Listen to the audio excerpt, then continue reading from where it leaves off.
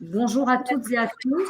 Donc, nous démarrons cet atelier final, atelier de clôture du congrès de la Société francophone santé-environnement qui est consacré à la gestion de crise en santé-environnement, avec pour thématique de cet atelier final, quelles voies d'amélioration pour anticiper, gérer, surveiller la crise en santé-environnement.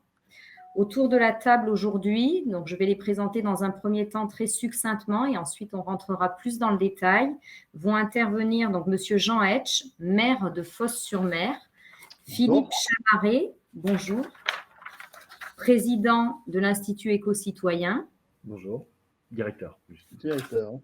Directeur de l'Institut Éco-Citoyen. Monsieur Jean-Cédric Ranzen, praticien hospitalier et médecin coordonnateur, gériatre. Clément Judec, donc, qui est délégué général de l'Institut pour la maîtrise des risques, excusez-moi, et Thierry Verdel, qui est actuellement donc recteur à l'Université Sangor à Alexandrie, en Égypte. Merci à tous de nous avoir rejoints et de participer à ce congrès pour faire avancer notre compréhension des processus de gestion de crise dans le domaine de la santé environnementale, dans un contexte d'épidémie encore jamais connu depuis des décennies, de gestion épidémique de la crise de Covid-19 qui dure depuis maintenant 2 ans. Donc, merci beaucoup de votre participation. Je rappelle qu'à l'issue des présentations, donc chaque intervenant va présenter et développer son propos pendant environ une quinzaine de minutes. Vous pouvez tout à fait dans le chat commencer à poser vos questions que j'utiliserai pour animer ce débat. Et ensuite, après les présentations de chacun des intervenants, nous aurons un tour de table dynamique. Monsieur Etch, vous êtes donc devenu le maire de Fos-sur-Mer le 11 décembre 2018. Vous faisiez suite à une mandature assez longue du précédent maire qui était monsieur Raymondi sur un bassin, sur la zone industrialo-portuaire de l'étang de Berre, avec vraiment des problématiques de santé environnementale très marquées, une zone de forte pression environnementale, mais également très dynamique sur le plan industriel et sur le plan citoyen en général. Vous participez aujourd'hui largement à une expérimentation concrète finalement de la concertation au long cours au travers du projet Réponse. Et également, vous êtes très actif dans les orientations qui sont données aujourd'hui sur les activités de ce bassin industriel. Donc, pour nous, c'est très intéressant de vous avoir autour de cette table ronde puisque vous avez eu à traverser une période qu'on peut qualifier de crise importante, de rupture finalement entre les citoyens et ces zones d'activité. Et je crois qu'aujourd'hui, on est en train d'essayer de retisser depuis plusieurs années les liens pour qu'il y ait vraiment une compréhension approfondie de l'enjeu de la part de toutes les parties prenantes. Je sais également que vous êtes au sein de la métropole Aix-Marseille, qui finalement est venue englober l'ensemble des intercommunalités de cette zone et plus largement des Bouches-du-Rhône. Vous êtes vice-président depuis septembre 2020 de la transition écologique et énergétique, cycle de l'eau, mer et littoral. Et vous disiez, donc, j'ai une sensibilité personnelle au thème de l'environnement. À Fos-sur-Mer, j'ai souhaité en faire une délégation à part entière avec la désignation de Philippe Troussier comme adjoint au maire délégué à l'environnement. Nous ne pouvons pas ignorer donc cette thématique environnementale qui sera mise en avant, y compris dans les chantiers que vous mènerez. Donc, j'avais une question par rapport à votre place d'élu local, qui est en proximité immédiate de vos administrés et des activités du bassin de la zone industrialo-portuaire de Fos-sur-Mer, qui est un des plus grands pôles industriels, je le rappelle, en Europe. Quelles sont, d'après vous, les clés de votre action pour éviter, gérer les crises liées à la santé environnementale sur votre territoire? C'est une vaste question. Merci de cette présentation, tout d'abord. Bonjour à toutes et à tous. Je dirais on a on pourrait schématiser en disant qu'on a 3 clés pour effectivement faire face à ces enjeux. Une clé institutionnelle, une clé citoyenne et une clé municipale. Alors, pour commencer par la clé institutionnelle, c'est en fait le travail que l'on fait de manière très régulière avec les entreprises, au travers des CLIE, des commissions de suivi de site, pour voir quel est l'impact de chaque entreprise sur son territoire, pour voir quels sont les efforts qui sont faits en termes de limitation des rejets. C'est un travail de longue haleine qui permet effectivement de confronter l'expérience des industriels, les nécessités législatives et les attentes des participants. Ce sont beaucoup les associations et les citoyens. Mais c'est un travail aussi qui se resserre de manière plus radicale lorsqu'il y a des incidents. Et c'est là où il faut effectivement pouvoir agir de manière beaucoup plus rapide pour peut-être arriver à des mesures contraignantes de la part des pouvoirs publics. Je vais vous citer un exemple qui est plus que très récent, puisque ce matin à 9h10, la société Arcelor a procédé à une mise en chandelle de son gaz de coquerie. Donc c'est le gaz qui est issu de la chauffe du coq, qui au lieu de pouvoir être traité, doit être lâché dans l'atmosphère sous peine d'explosion de l'ensemble du dispositif. C'est la 5e fois que ça arrive cette année, avec tout un tas de problèmes d'alimentation électrique qui font que la mise en sécurité implique ces lâchers de gaz. On a eu à la suite du 4e incident une réunion en mairie avec le sous-préfet pour essayer de mettre un terme à ce type de dysfonctionnement, en demandant, parce que c'est essentiellement les erreurs humaines qui ont été à l'origine de ces problématiques, en demandant à ce qu'il y ait une redondance de toutes les opérations avant de pouvoir effectivement finaliser les process. Aujourd'hui, lors de cette même réunion, a été demandé un diagnostic électrique de l'ensemble de la coquerie pour voir quels étaient les points forts et les points faibles et ce qui pouvait se faire. Il se trouve qu'aujourd'hui, on n'a toujours pas ces éléments. Donc, le sous-préfet que j'ai eu au téléphone va effectivement remettre la pression sur l'industriel pour que les engagements qui sont pris soient tenus. Ça, c'est la première chose. Mais au-delà de ces engagements, que des mesures complémentaires puissent être prises pour limiter. Donc, cette action institutionnelle, je dirais peut-être un peu contraignante, c'est nous qui pouvons la déclencher au travers donc, de ces différentes instances. La deuxième clé que j'évoquais, c'était une clé citoyenne, parce que nous sommes représentants des populations et que ces populations, elles ont un vécu assez particulier avec la zone. En 1970, donc j'étais pas maire, j'étais pas là à l'époque, lorsque la zone a été construite, ça a été vécu comme un viol, parce qu'on était dans un territoire, j'allais dire, presque idéal de Camargue, les Masses, les taureaux, etc. Et la puissance publique a décidé de faire de cette zone le premier pôle économique français, avec déménagement des aciéries de Lorraine vers le sud pour pouvoir travailler plus rapidement avec le minerai et le charbon qui arrivaient des pays voisins. Et passé ce premier choc, la population s'est habituée à l'entreprise, aux entreprises, au monde industriel, et ont appris à vivre avec, à la fois de manière régulière, parce que travaillant sur la zone, on met en place les mesures de sécurité, les mesures de prévention qu'il faut pour éviter les expositions trop fortes, et puis une acceptation pour l'ensemble du public, parce que la zone amène quelques richesses. Et puis, on a à nouveau des problématiques d'implantation non désirées. Un incinérateur qu'une commune voisine ne voulait pas et a décidé d'implanter sur un territoire voisin, qui met en lumière la difficulté que peuvent avoir les citoyens pour être acteurs de leur environnement. Et c'est là où ils sont rentrés en jeu avec le mouvement associatif, avec un certain nombre de lanceurs d'alerte qui ont amené à la fois les élus que nous sommes, mais aussi les pouvoirs publics, à avoir un regard un peu différent sur la manière de gérer les zones industrielles, d'aménager les sites et de prendre en compte les difficultés qui peuvent être induites par ces implantations. Je prends juste un exemple très simple. Le port autonome, le Grand Port de Marseille, tire ses recettes du trafic maritime.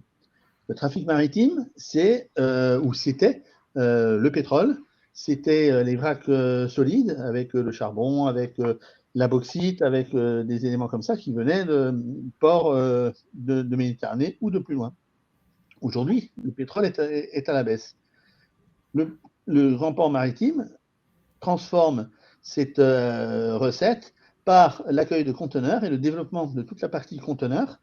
Donc, ce sont des bateaux qui arrivent d'Asie, qui arrivent des pays, de pays américains, pour effectivement livrer des conteneurs, et dans ces conteneurs, une marchandise qui n'est pas fabriquée en France, mais qui est fabriquée donc là-bas.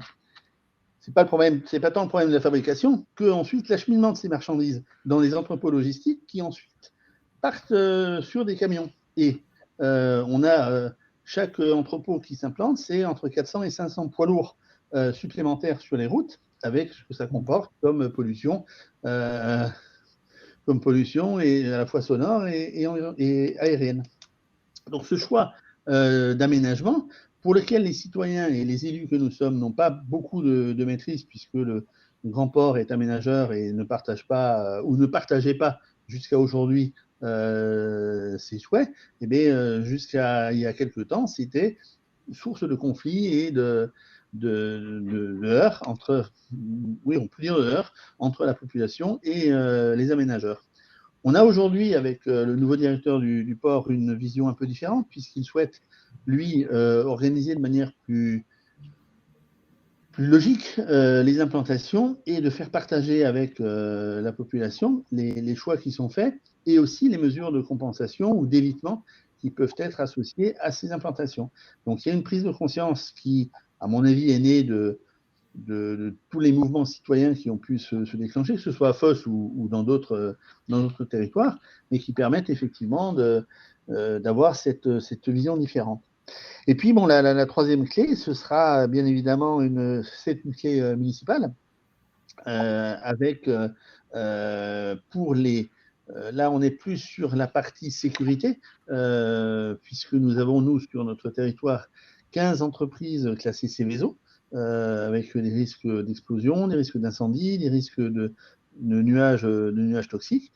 Donc, on a été amené au niveau de la commune à mettre en place une cellule risque majeur, avec 2 ingénieurs à plein temps qui travaillent dans cette cellule pour pouvoir mettre en place des plans communaux de sauvegarde. Donc, selon le type d'incident, on a une procédure qui peut se mettre en place et qui permet de protéger ou de limiter les effets d'un éventuel incident technologique.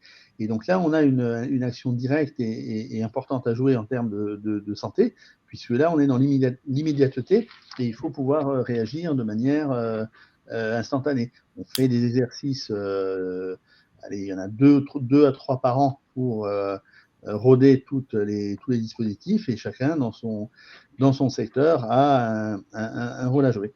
Donc voilà, on a ces trois pans qui permettent effectivement d'avoir une action préventive en termes d'environnement et de santé. Bien sûr, il y a aussi un volet de connaissance qui est indispensable. Ce volet de connaissance, c'est à la fois par le biais de réponse est une réponse, si j'ose dire, à cette problématique, par le biais d'enquêtes épidémiologiques ou d'éléments statistiques qui permettent de suivre de manière plus macro quelle est l'évolution de la santé sur les différents bassins et quels sont les polluants ou les points qui peuvent poser problème. Et là, je rebondis sur l'intervenant suivant, qui est l'Institut éco-citoyen, qui est un outil qui a été mis en place donc il y a une dizaine d'années pour, dans un premier temps, faire un point zéro de la pollution et ensuite pouvoir suivre, mais je pense que M. Chamaret le développera de manière plus large, de suivre les différents polluants, leur incidence sur la chaîne alimentaire, sur l'imprégnation humaine, etc. Et ces éléments sont les éléments dont nous nous servons pour effectivement avoir cette action face aux industriels, face au pouvoir public, parce que sans la connaissance, on n'a pas effectivement les outils pour travailler. Donc voilà ce que je pourrais dire de manière très, très globale sur l'action que peuvent avoir des élus face à ou dans un secteur où l'industrie est largement présente et où les facteurs de pollution peuvent s'accumuler entre, je vous dis, industrie, transport maritime qui desservent ces industries, transport routier qui alimente et qui desservent les zones, et puis les zones d'habitation qui sont quand même assez proches de ces zones industrielles. Merci beaucoup, Monsieur Hetch. Je vais rebondir un peu sur votre propos parce qu'on a encore une dizaine de minutes, si vous voulez, pour développer votre action. C'est pas évident, hein, en étant élu, effectivement, d'avoir la maîtrise de l'urbanisation, la maîtrise des risques. Donc, vous disiez que vous êtes doté de personnes pour travailler justement sur les risques technologiques, risques majeurs, une cellule de risques majeurs. Hein. On a vraiment des industries sur ce bassin-là qui sont en proximité immédiate des zones d'habitation, donc il y a une cohabitation indispensable, et puis une culture finalement de la gestion des risques. On connaît les 10 crimes, hein, les documents liés en fait à l'apprentissage par la population des systèmes d'alerte. Finalement, sur ce volet prévention que vous avez aussi développé dans votre propos, est-ce que le rôle de l'élu aujourd'hui est suffisamment bien consolidé? J'ai assisté, j'ai animé aussi dans le cadre de ce congrès mercredi après-midi un atelier sur la préparation et la formation aux acteurs des acteurs à la préparation de la crise. Est-ce qu'aujourd'hui, les décideurs et finalement l'ensemble de la chaîne d'acteurs sur le territoire sont suffisamment formés à cette culture de risque pour réagir en cas d'accident technologique? Alors, idéalement, non. Idéalement, il devrait l'être, effectivement.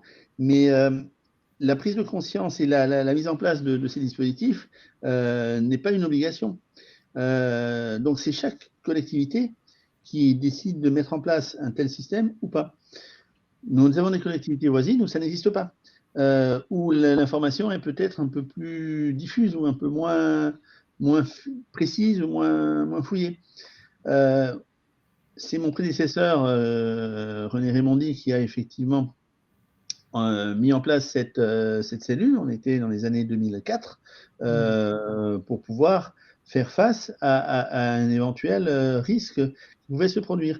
On est les seuls à avoir fait ça à cette échelle et à avoir exploré l'ensemble des problématiques qui peuvent se poser. Donc je ne dis pas ça pour comme faire valoir, mais pour dire que c'est une prise de conscience de chaque maire, de chaque élu qui détermine ça. Il n'y a pas un caractère obligatoire. C'est une charge qui est prise sur le budget de la commune, donc au détriment d'autres opérations.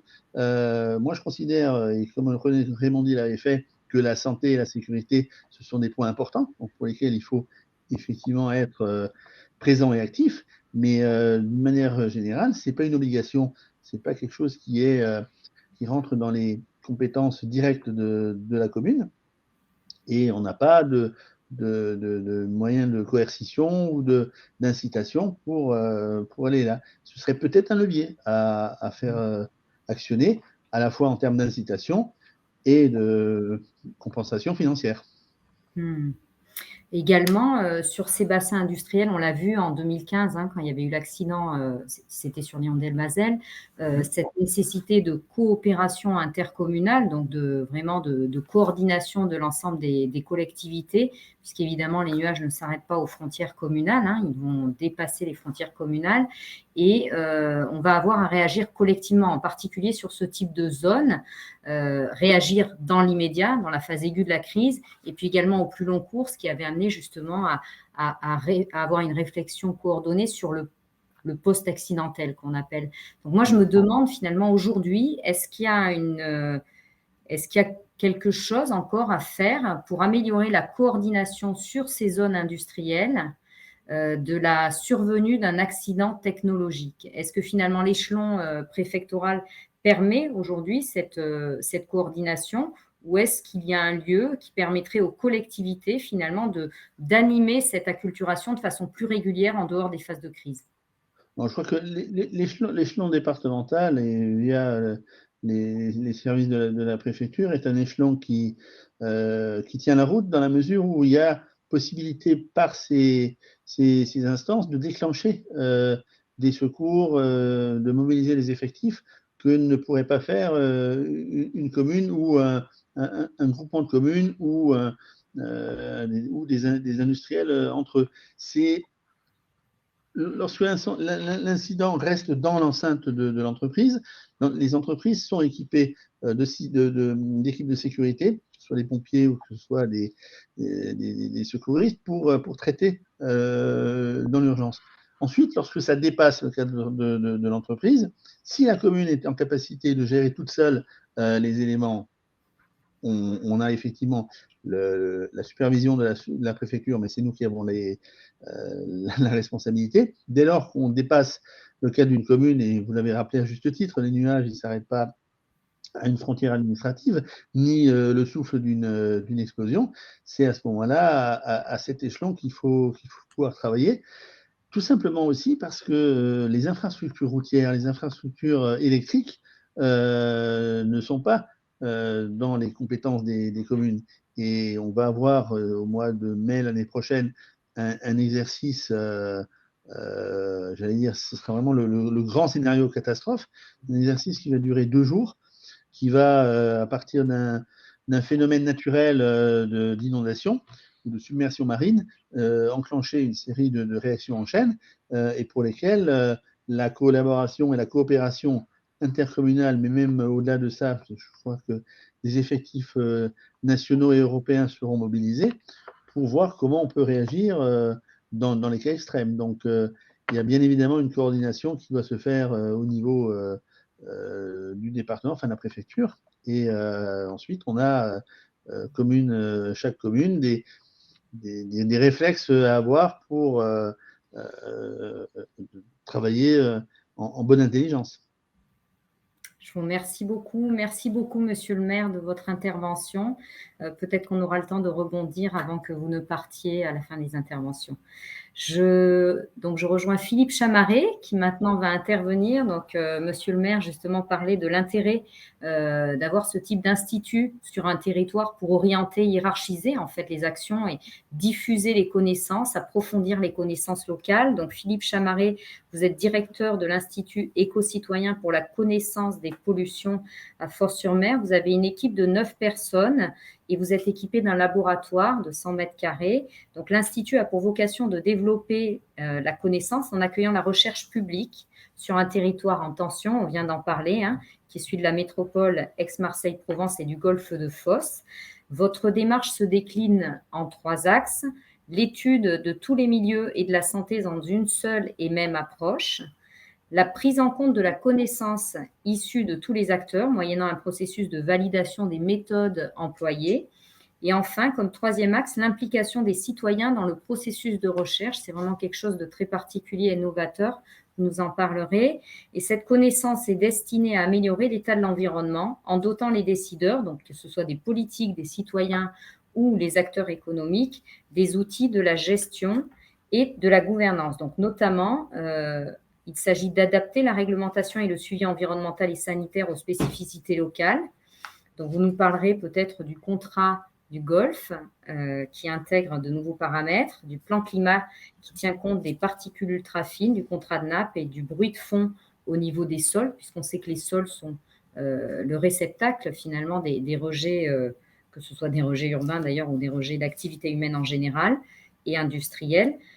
L'objectif, c'est également de mieux connaître les polluants et leur cheminement. On sait qu'aujourd'hui, sur les grandes zones industrielles, on mène des études qui sont spécifiques aux polluants d'intérêt environnemental, sanitaire, alimenter le débat public de données validées scientifiquement, intervenir auprès des exploitants pour mesurer les effets environnementaux de leurs investissements en matière de réduction des émissions, et notamment que ce soit, évidemment, eux, ils ont la mesure à l'intérieur de leur site, mais on a des émissions qui dépassent les sites. Et enfin, accompagner les collectivités sur la question des friches pour caractériser notamment les impacts sur le voisinage. Je vous laisse développer votre propos, Philippe. Ce que je voulais que vous nous illustriez, c'est qu'est-ce que vous pouvez nous dire des apports de la science citoyenne à la bonne gestion des risques industriels? Est-ce que vous pouvez le faire au travers de peut-être 3 axes de développement de votre propos? À vous. Merci Muriel, merci à tous. Alors effectivement, je vais développer tous ces concepts qui sont des concepts qui ont été qui ont subi une phase de maturation depuis 10 ans, puisque l'Institut éco-citoyen est une structure qui existe depuis même plus que 10 ans. L'Institut a été créé en 2010 dans une tempête qu'a rappelé monsieur le maire de Fos, associé à l'installation de l'incinérateur de Marseille, puisque je pense qu'il faut nommer la collectivité voisine, l'incinérateur de la communauté urbaine de Marseille à Fos-sur-Mer. Alors effectivement, ça a produit beaucoup de remous citoyens, mais aussi, et pour nous, ce qui était extrêmement important, c'est que ça a produit des interrogations. Et c'est sur la base de ces interrogations que l'Institut est né, donc à la demande des citoyens, et il est né sous l'impulsion et sous l'action très forte des élus de l'époque, puisque les moyens ont été quand même assez considérables pour créer cette structure. Alors, l'Institut éco-citoyen, c'est un centre de recherche participative, effectivement, Muriel, mais c'est aussi et surtout un centre de recherche territorialisé. Alors, ce qu'on appelle la recherche territorialisée, c'est le fait de développer une connaissance qui s'inscrit dans les enjeux d'un territoire spécifique. Alors là, on parle aujourd'hui, le territoire d'action privilégié de l'Institut, c'est la métropole Aix-Marseille-Provence, mais on a une action vraiment ciblée sur le golfe de Fos et l'étang de Berre, parce que ce sont des territoires industriels extrêmement spécifiques dans la nature des polluants. Jean Hetch parlait tout à l'heure de la diversité et du nombre de sites industriels. Et bien effectivement, ce nombre de sites industriels diversifiés fait que l'environnement local est extrêmement complexe. On a un centre sidérurgique, on a de la pétrochimie, du stockage d'hydrocarbures, on a du traitement de déchets, effectivement, du raffinage de pétrole. Enfin, on peut faire comme ça une liste à l'après-vert d'activités, d'industries lourdes. Et toutes ces activités, comme toute activité humaine, y compris d'ailleurs le trafic routier et maritime, tout ça a un impact et a sa contribution dans un environnement qu'on ne connaît pas finalement. Et ça, on s'en est rendu compte dans les alentours de 2005-2010, où les citoyens se sont demandé de façon assez intense ce que l'incinérateur allait faire sur leur santé, et évidemment, 3 secondes après, on se demande ce que l'industrie en général et les activités industrielles font sur la santé. Alors, ça a l'air quand même assez bizarre comme ça de se dire que la connaissance n'était pas là pour répondre à ces questions.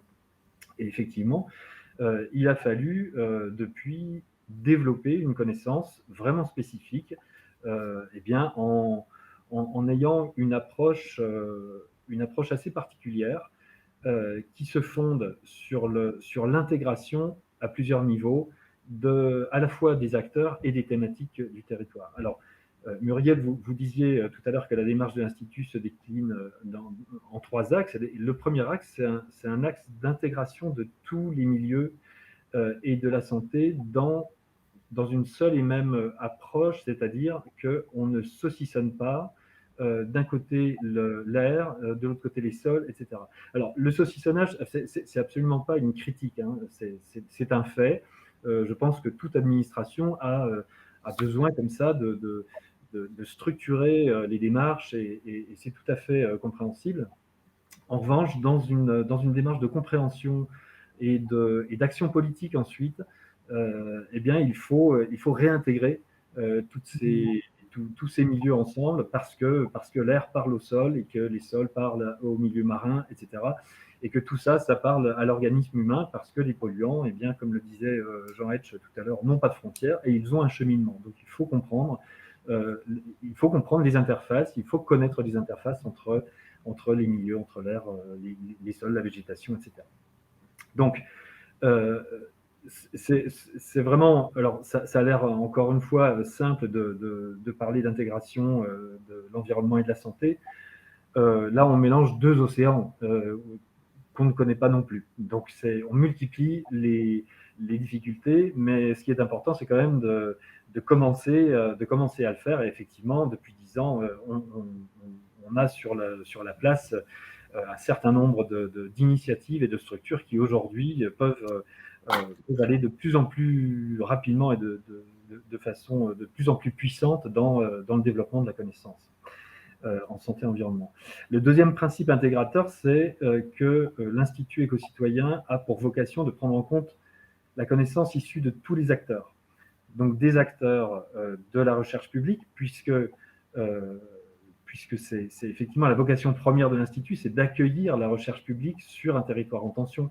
C'est d'accueillir les chercheurs qui ont une certaine connaissance et une certaine approche et une méthode scientifique sur un territoire qui se pose des questions et qui est démuni par rapport aux actions qui nécessitent elles-mêmes une connaissance. Donc, on a ce premier niveau de connaissance qui est une connaissance académique.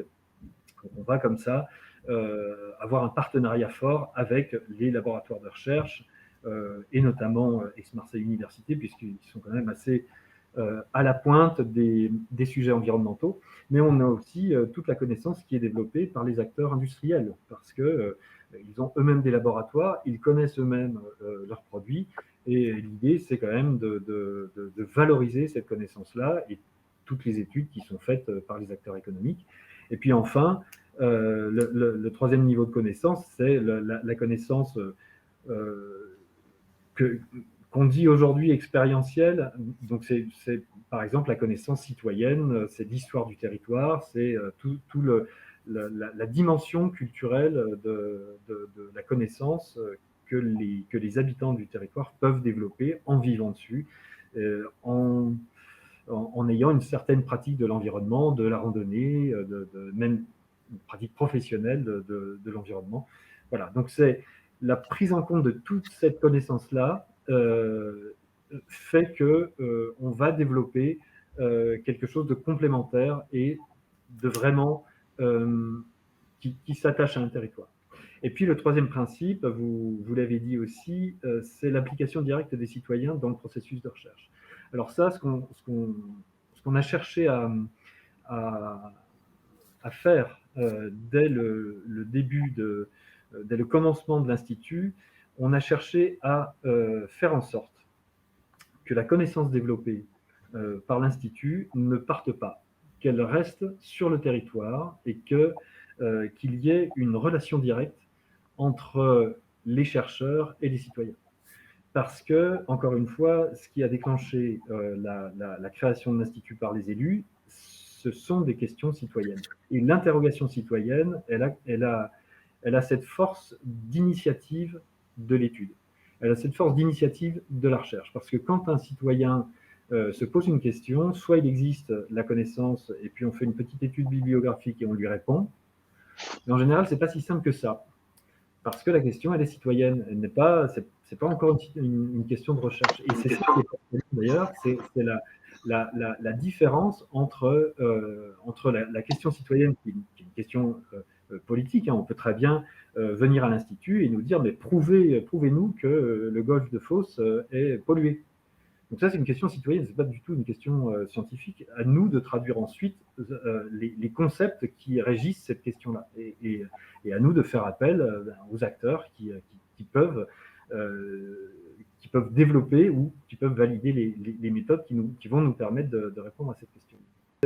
C'est un peu le moteur de l'Institut éco-citoyen, cette question citoyenne, parce que pour rester et pour avoir l'idée d'une nouvelle approche pour gérer les risques et les prévenir, eh bien, on se rend compte qu'il y a beaucoup de choses dans la tête des citoyens, et c'est d'ailleurs ce qui a régi également la démarche réponse, puisque c'est la question directe aux citoyens. Qu'est-ce qui vous passe par la tête en fait, quand on parle de santé-environnement? C'est un peu la question de réponse. Donc voilà un peu les trois grands principes, non pas de la thermodynamique, mais de l'Institut éco-citoyen, qui nous permettent en fait de développer cette connaissance qui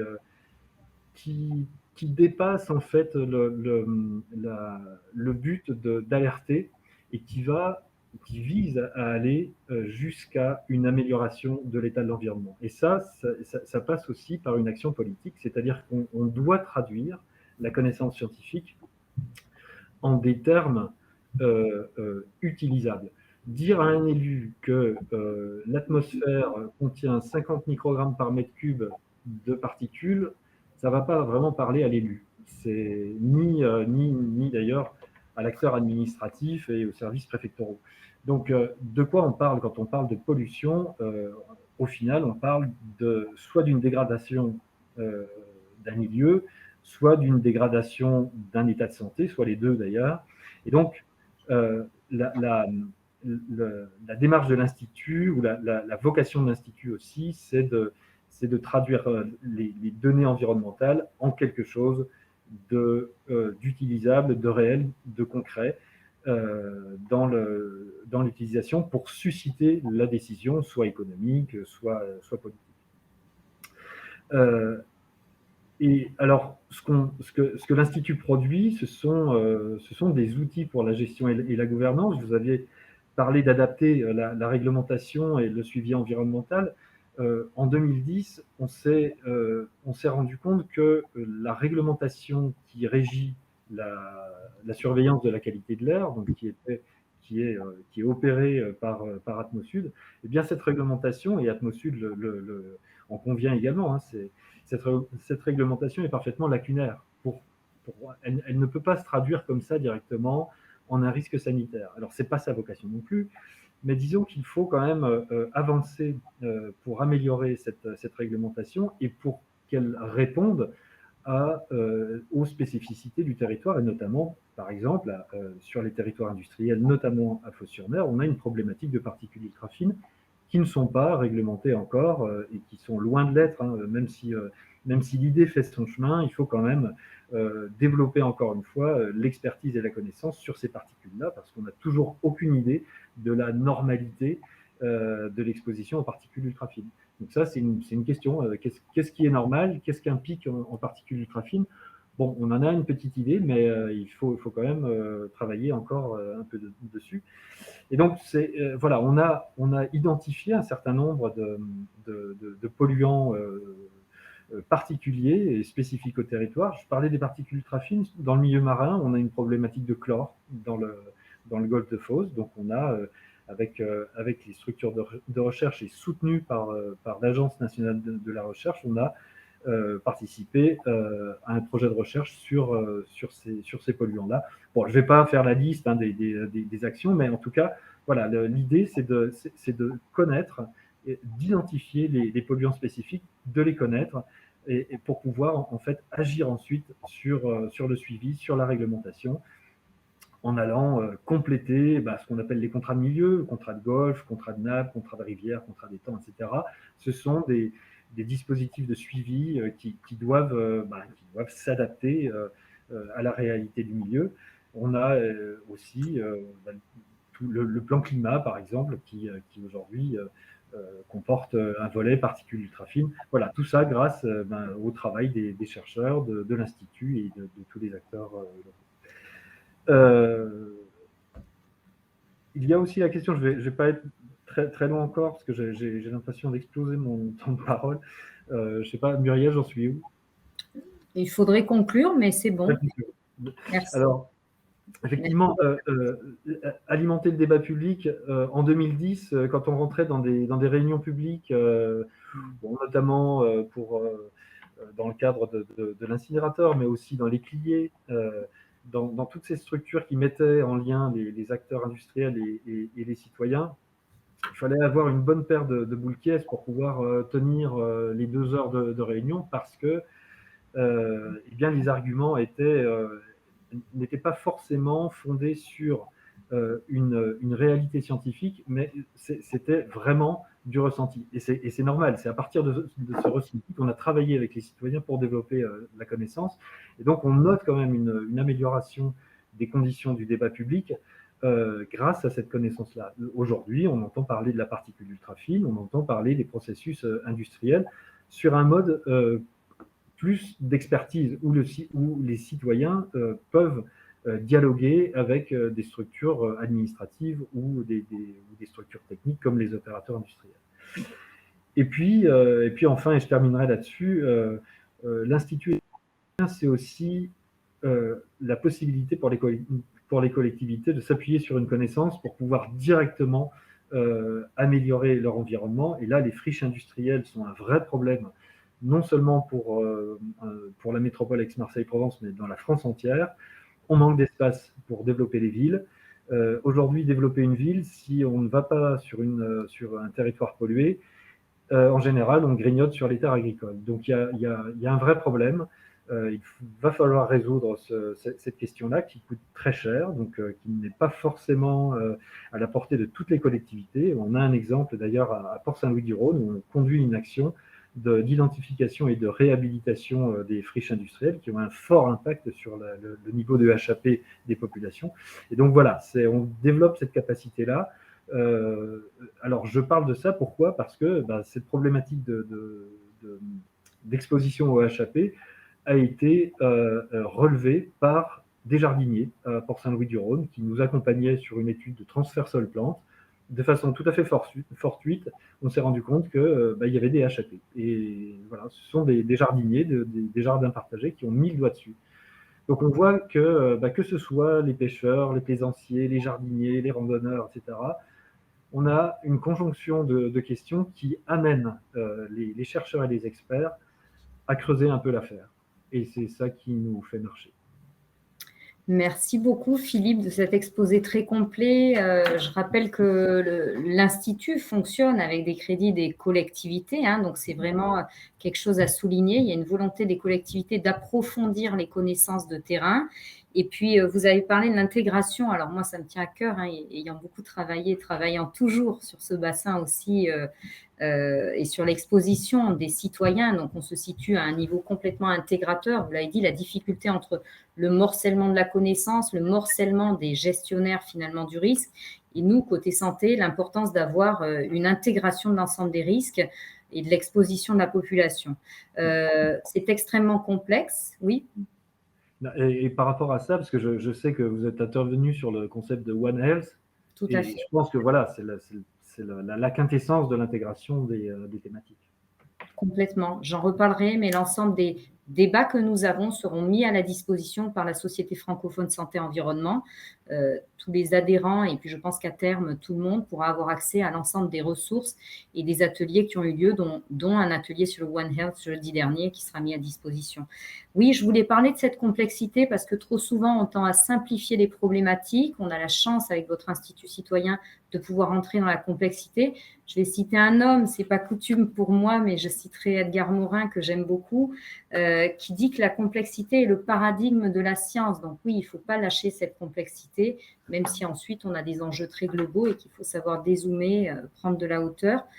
Mais voilà, toute la complexité de la connaissance fait sa spécificité et son utilité locale. Merci beaucoup, Philippe. Je vais passer la parole maintenant à Jean-Cédric Hansen, qui est donc praticien hospitalier, médecin coordonnateur gériatre, administrateur d'établissements publics et privés du domaine sanitaire et médico-social, membre de la cellule de crise du 7e groupement hospitalier de territoire de France et vice-président du Global Health Security Alliance. Donc, ce Global Health Security Alliance, c'est un réseau international indépendant d'experts institutionnels, de décideurs, de spécialistes de la sûreté et d'acteurs privés intervenant sur les questions migratoires et ayant pour objectif de partager la compréhension des enjeux liés à la santé, la sûreté et la stabilité des territoires, améliorer la gestion de l'impact des phénomènes globaux et interreliés entre eux, qui requiert donc une approche multidisciplinaire et intersectorielle. C'est quelque chose qui est revenu tout au fil de ce congrès, ce double tropisme élargi, multidisciplinaire et intersectoriel. Et donc, cette alliance a pour mission de développer des stratégies nationales et internationales, de développer la formation intersectorielle des différents acteurs, de conduire des évaluations de gestion de crise et des expertises scientifiques, de nourrir le dialogue international sur les enjeux de sécurité sanitaire et enfin de contribuer à la coordination et à la structuration en amont des communautés d'acteurs de la sécurité sanitaire pour faire face à la dynamique des enjeux globaux émergents, c'est-à-dire les enjeux pandémiques que nous connaissons aujourd'hui, justement, dans l'atelier One Health que j'ai animé la semaine dernière.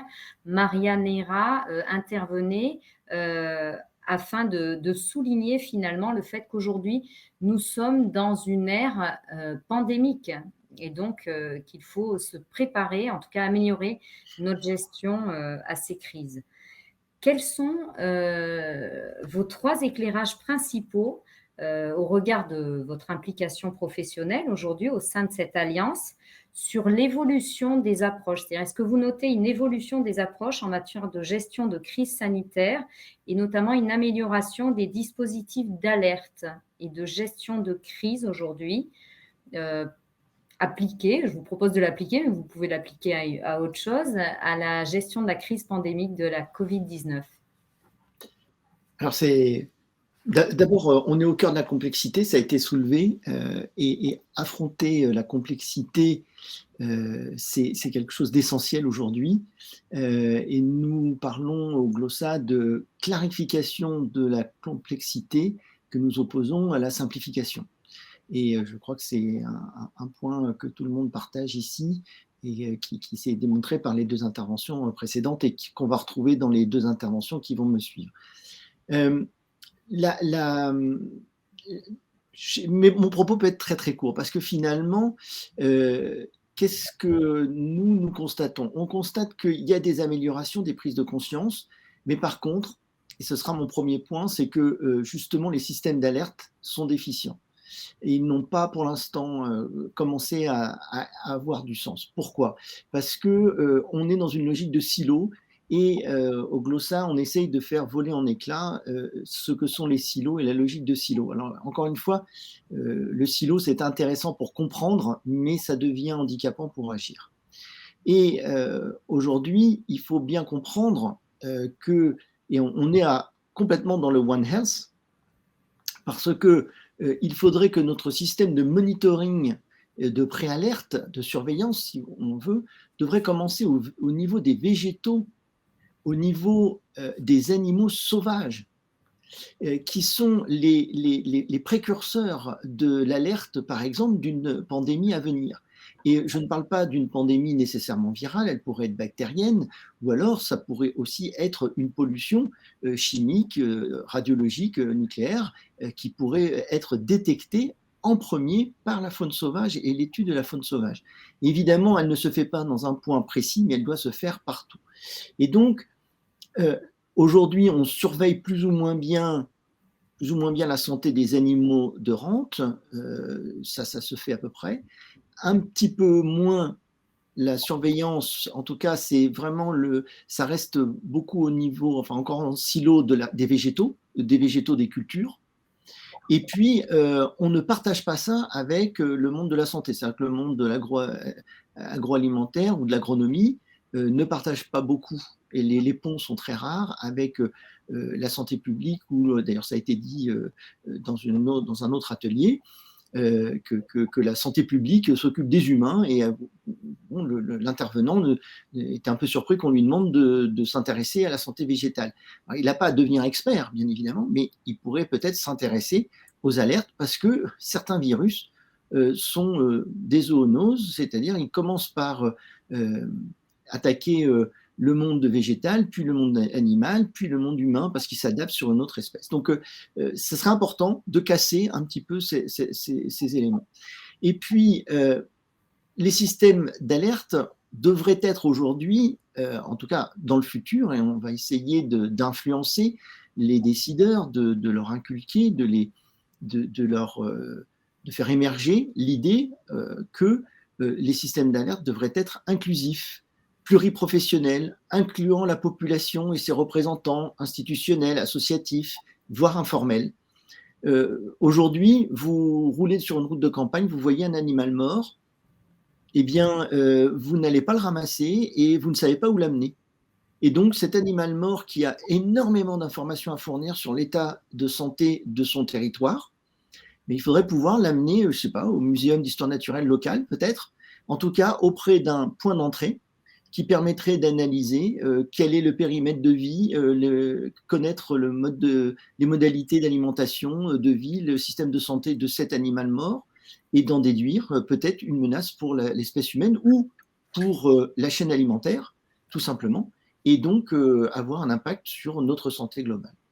Alors ça, c'est le premier point qu'on souhaite soulever et apporter. Le deuxième point, c'est qu'on voit bien que chaque silo a son propre langage, sa propre terminologie, ses propres concepts. Et il faudrait qu'on puisse avoir au minimum une taxonomie des risques, des circonstances d'émergence de crise qui soit simple, accessible. Alors il en existe, on en propose, je ne vais pas rentrer dans les détails, là c'est peut-être pas pertinent, mais avec la notion de domaine touché et puis peut-être d'effecteur type. Parce que quand on commence à rentrer sur la liste de tous les polluants, ben, on va partir sur des choses très, très, très, très complexes. Et là, on va avoir du mal à affronter cette complexité parce qu'on va perdre le citoyen, on va perdre le naïf. Le naïf au sens noble, hein, celui qui s'intéresse à la question mais qui n'a pas de connaissances préexistantes nécessaires, mais qui va vouloir acquérir un savoir, une compréhension d'un mécanisme.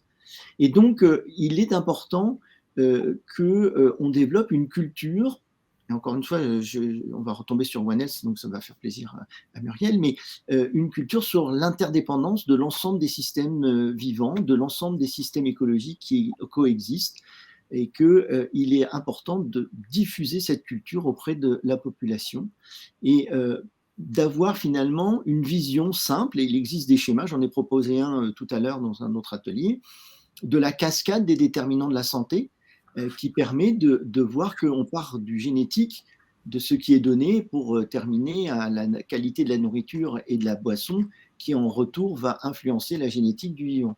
Et donc qu'on a un cercle qui peut être vertueux ou vicieux et sur lequel on a énormément de paramètres sur lesquels on peut agir et donc on peut accéder simplement à cette complexité.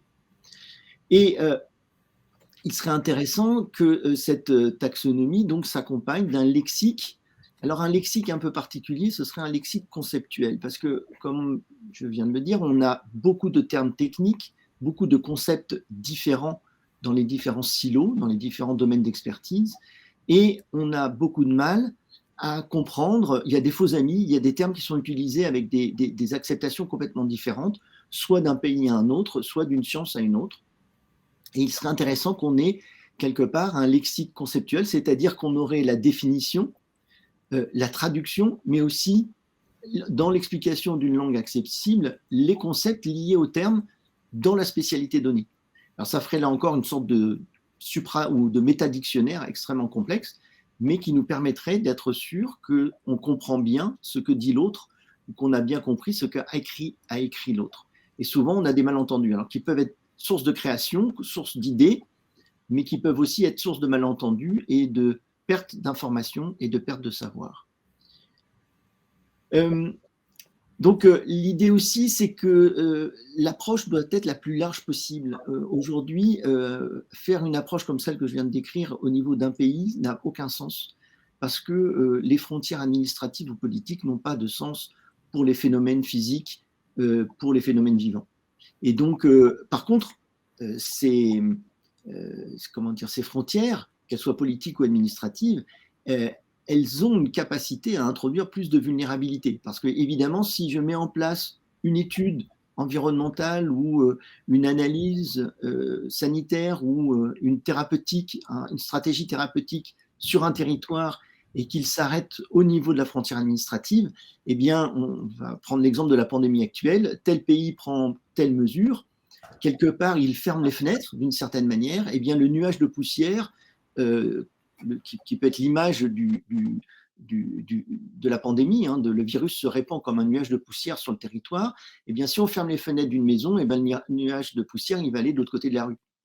Et ce qui n'aura pas été dispersé dans la première maison sera d'autant plus dispersé sur la deuxième. Donc, on obtient finalement une concentration du nuage de poussière qui va se déposer de manière beaucoup plus importante dans l'environnement intérieur de la maison qui n'aura pas fermé ses volets ou ses fenêtres. Donc, on a vraiment besoin d'avoir une approche extrêmement globale et parfois de fermer ses frontières n'est pas forcément la bonne solution. Mais ça se discute et le politique va toujours venir interférer avec l'intuition ou avec le raisonnable.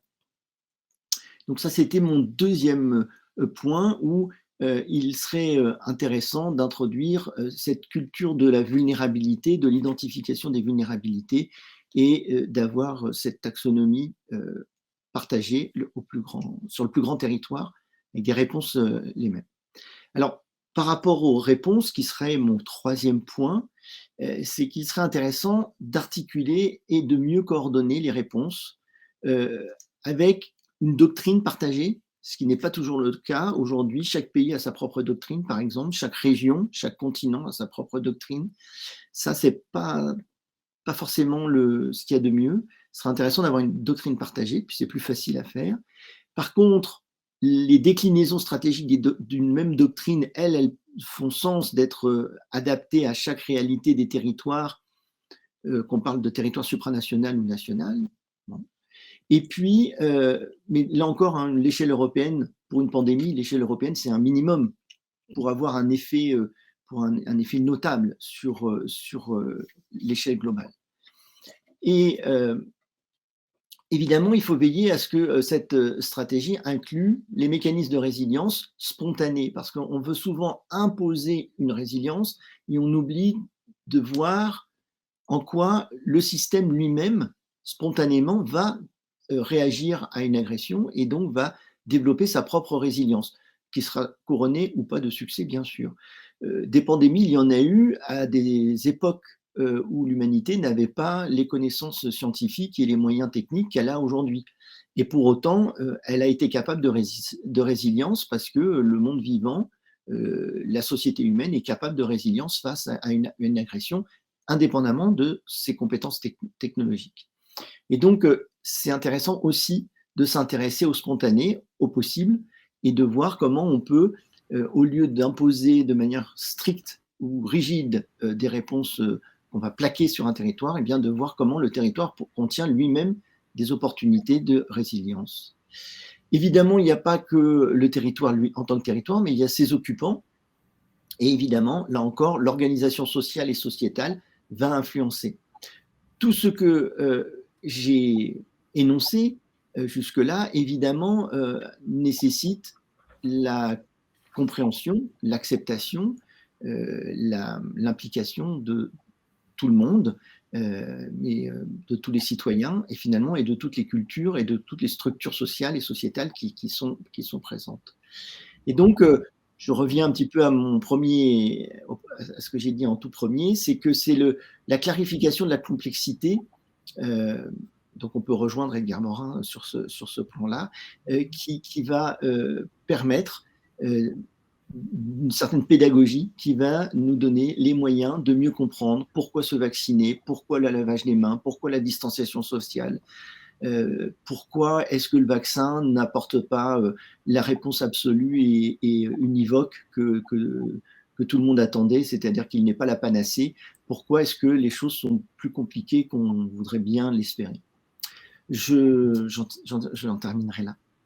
Merci beaucoup Jean-Cédric de nous avoir permis de prendre un peu de hauteur sur cette gestion de crise au niveau international. On l'a beaucoup travaillé aussi dans le cadre du congrès, la coopération internationale, l'harmonisation des réponses à certains niveaux, l'appréhension justement des menaces pour la santé en intégrant d'autres professions de façon à voir plus large, anticiper, arriver à avoir des systèmes de surveillance qui nous permettent d'anticiper ces crises par la surveillance des écosystèmes, le fait de favoriser, j'ai trouvé ça très intéressant, votre propos sur le fait de favoriser la résilience, c'est-à-dire qu'on doit, pour gérer les crises, bien connaître nos vulnérabilités et favoriser en fait la résilience des systèmes. C'est aussi ce que prêchait Monsieur Thierry Lefrançois, qui est un vétérinaire qui a été intégré au conseil scientifique de la crise du Covid-19 et qui disait il faut qu'on construise des socio-écosystèmes résilients pour prévenir les crises. Alors, merci beaucoup Jean-Cédric. Je vais passer la parole à Clément Judec maintenant. Merci Clément d'être avec nous. Vous êtes chercheur sur les risques majeurs et les crises. Vous occupez aujourd'hui le poste de délégué général de l'Institut pour la maîtrise des risques, qui est une association qui vise à améliorer et diffuser les connaissances en sciences du risque. En tant que géographe, vous prenez une vision globale à l'échelle du système cohérent dans le but d'identifier, d'analyser et de prévenir les risques. Vous avez fait un doctorat et dans ce cadre, vous avez travaillé sur la phase de réponse d'urgence, de pilotage stratégique de crise et de préparation en développant une approche de mise en situation de crise. C'est quelque chose qui a été beaucoup soulevé aussi sur la préparation des gestions de crise, l'intérêt de la mise en situation plutôt que la lecture d'ouvrages ou de la formation passive. On se rend compte que par rapport à un contenu qui serait diffusé, finalement, la mise en situation permet de retenir 80, voire pour certains, les meilleurs 90% du contenu de ce qu'on diffuse, alors que le fait d'être simplement passif et d'écouter est beaucoup moins efficace. Donc, votre action au sein de l'Institut pour la maîtrise des risques, elle consiste à gérer la structure, évidemment, à faire vivre le réseau d'acteurs du monde des risques, de la sûreté de fonctionnement à la gestion de crise en passant par les syndic. Alors, je fais un petit point sémantique pour ceux qui ne sont pas familiers. Les syndic, c'est les sciences du danger qui sont consacrées à l'étude et à la prévention des risques. Vous faites vivre ce réseau d'acteurs dans le but de promouvoir la culture du risque et d'améliorer son appréhension ainsi que sa compréhension. Vous développez les activités de l'Institut, que ce soit des groupes de travail et de réflexion, peut-être vous en aurez certains à illustrer, des journées thématiques, des formations, des projets de recherche et de développement et des congrès. Alors, j'ai vu le congrès Lambda-Mu, je ne sais pas ce que c'est, vous me l'expliquerez. Vous êtes force de proposition également pour le conseil d'administration pour mettre en œuvre les actions et des décisions stratégiques. Je pensais, en lisant ce que vous faites, Clément, à l'accident de Lubrizol à Rouen, en Normandie, qui a montré la nécessité de construire des lieux d'échange actifs dans la durée, en fait, entre les experts, les élus, la population, les industriels. Alors, je ne sais pas si c'est un point qui illustrera votre propos, vous pourrez largement compléter, mais il me semblait que ce serait intéressant d'avoir votre éclairage sur la place de la concertation dans l'amélioration de la gestion de crise dans le domaine de la santé-environnement. Est-ce que vous pourriez nous parler des avantages de cette concertation ou est-ce que éventuellement vous souhaitez compléter votre propos sur un autre champ? N'hésitez pas, je vous laisse la parole, Clément.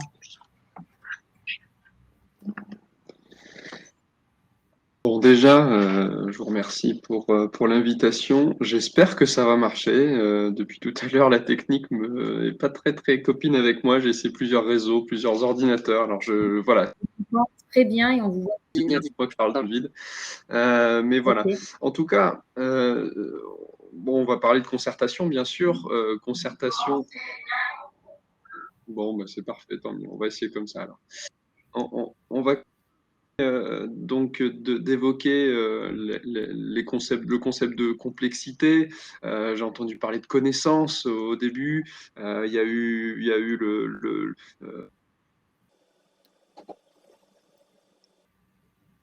Alors là, on a un blocage. Je ne vois plus de mouvement là sur votre caméra, Clément. Oui, j'en profite pour relayer le propos d'Elisabeth Nanzia, qui est notre présidente, qui écrivait sur le chat, je vois que Philippe a dû le lire, à propos de l'Institut éco-citoyen. Je propose d'ajouter un objectif à ceux qui sont déjà affichés et qui sont excellentes. Les effets d'un environnement pollué sur la santé sont souvent mal connus. Il est important d'encourager les citoyens à participer à la recherche en répondant aux enquêtes et en permettant des études épidémiologiques de qualité. Je pense que ça correspond à ce que vous disiez, Philippe, sur la connaissance expérientielle sensible. On le sait, on en a fait l'expérience évidemment avec l'étude de Barbara Allen, qui est venue questionner les habitants. Aujourd'hui, ce n'est pas encore quelque chose de très facilité finalement de faire le lien entre la connaissance profane, l'expérience sensible des citoyens et puis les données qu'on appelle médico-administratives, validées sur le plan institutionnel avec lesquelles on a l'habitude de travailler. Je crois qu'il faut rapprocher ces connaissances pour en tirer le meilleur parti. Absolument d'accord. Juste en 3 secondes, c'est notre volonté de se rapprocher de cette démarche-là qui n'est pas simple. Et on a l'opportunité, enfin, on a la possibilité en ce moment d'intégrer les structures, les CPTS. Alors, Muriel, vous allez m'aider sur l'acronyme. Les communautés professionnelles de territoire en Territoire de santé. Voilà, merci. Je suis contente parce qu'on a tellement de sigles en santé. C'est une des choses qui m'a frappée quand je suis arrivée dans l'administration de la santé, que pour le coup, celui-là, je le maîtrise bien. Super. Et donc voilà, on a intégré cette structure déjà qui concerne Fos, Port-Saint-Louis et Istres, justement pour aborder ces questions, ce lien avec les citoyens, ce lien direct avec les citoyens sur les responsabilités. Voilà, Merci Philippe. Je pense que Clément Judec nous a rejoint en mode Bah, vocaux. écoutez, Vous je m'entendez, suis au Clément? téléphone. Oui, je vous entends très bien. Super. Ouais. Bah, écoutez, on vous voit Bon. et on vous entend, Clément. Donc, on Ouais. fait comme ça. Je vous propose, désolée de cette rupture, je vous propose de développer tranquillement votre propos. Ouais, très bien. Bah, merci beaucoup. Excusez-moi encore, hein, je n'ai pas bien compris ce qui se passait sur plusieurs machines, plusieurs réseaux. Donc, bon. Écoutez, on a trouvé une solution, donc j'espère que ça va tenir. Alors, je voulais revenir sur la notion de complexité, puis bien sûr, on parlera de concertation après, de ce qu'elle peut apporter dans le pilotage de crise et la résolution de ces situations critiques. Alors, la complexité, c'est important aussi de revenir sur qu'est-ce qu'elle veut vraiment dire, parce que ça fait partie de ces mots, de ces concepts qu'on utilise beaucoup, assez facilement, et des fois, on ne sait pas trop ce que ça veut dire. Je prends l'exemple des discussions que je peux avoir avec des étudiants, par exemple. Quand je leur demande ce que veut dire complexe, ils me disent complexe, c'est compliqué. Et quand je leur demande, oui, mais compliqué, c'est quoi? Compliqué, ce ne serait pas complexe. Bon, voilà, essayer de comprendre via peut-être le prisme de l'ingénieur et cette image qu'on donne souvent. Ce qui est compliqué, c'est quelque chose qui, finalement, pourrait se démonter et se remonter. Alors, il faudrait du temps, il faudrait beaucoup d'énergie, mais avec un bon mode d'emploi, une fois qu'on a utilisé toute l'énergie qu'il fallait, on pourrait le remonter à l'identique et ça pourrait fonctionner.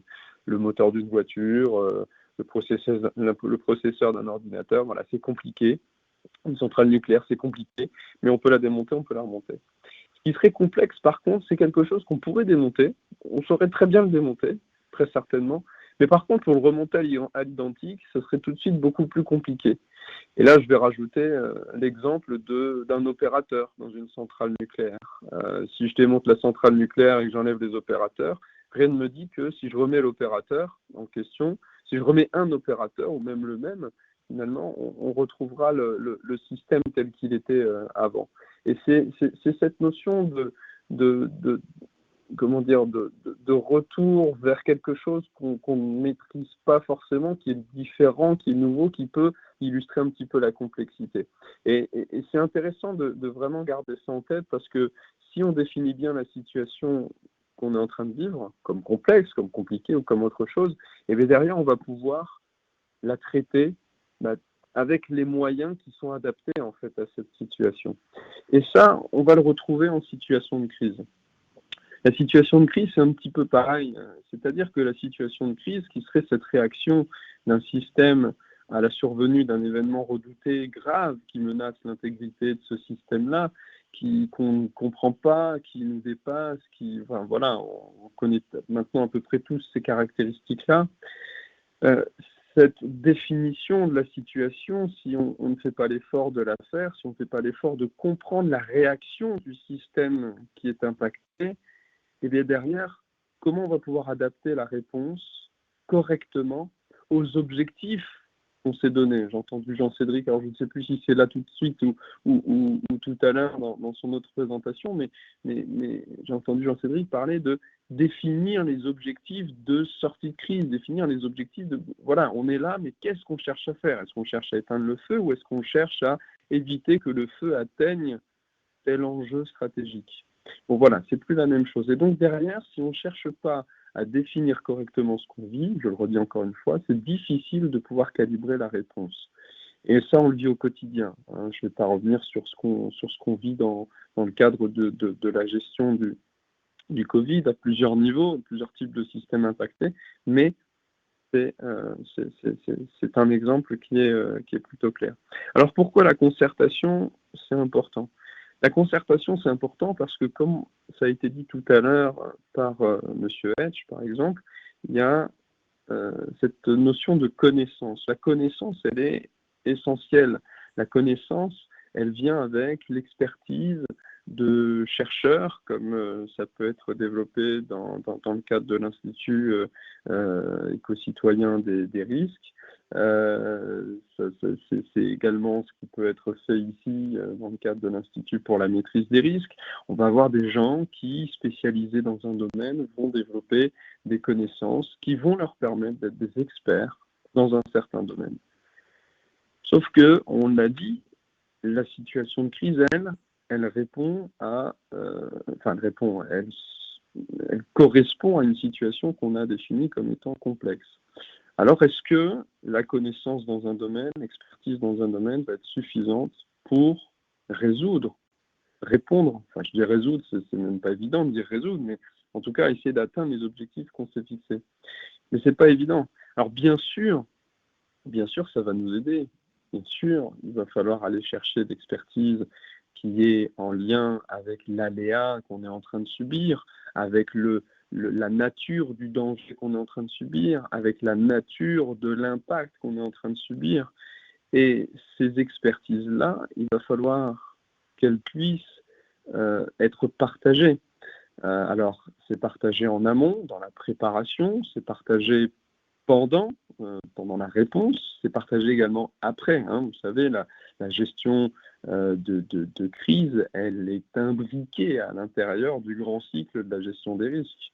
On parle d'événements redoutés parce qu'on sait avant qu'il y a un risque potentiel et on saura après qu'il y a un retour d'expérience qui va nous permettre d'améliorer tout ça. Alors voilà, ça c'était un premier point pour dire que cette complexité, elle est là, elle est présente, elle a un nom, elle se définit. On a aussi des éléments qui permettent de répondre à certaines parties, de certaines dimensions qui sont précises. Et ces choses-là, il faut savoir les partager. Alors, sur la concertation, ce qui est intéressant également, c'est aussi de se rendre compte que dans une situation critique et la réaction des systèmes qui sont impactés, il faut savoir qu'on a beaucoup de types d'acteurs. Ça, je pense que ça a été bien dit tout à l'heure avec les représentants territoriaux.